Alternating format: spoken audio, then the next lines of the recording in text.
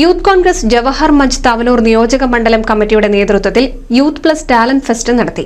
SSLC +2 പരീക്ഷകളിൽ മുഴുവൻ വിഷയങ്ങൾക്കും A+ നേടിയ വിദ്യാർത്ഥികളെ ചടങ്ങിൽ ആദരിച്ചു.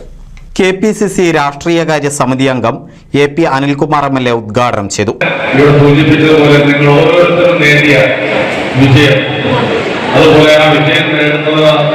നിങ്ങളെ ഒരുക്കിയ അതിന് എല്ലാ പിന്തുണ നൽകിയ രക്ഷിതാക്കളെ, അധ്യാപകരെ എല്ലാവരെയും പ്രത്യേകം അനുമോദിക്കുന്നു. എടപ്പാൾ അമാനാമാളിൽ നടന്ന പരിപാടിയിൽ തവനൂർ അസംബ്ലി ജവഹർ ബാലമഞ്ച് ചെയർമാൻ കരീം പോത്തന്നൂർ അധ്യക്ഷത വഹിച്ചു.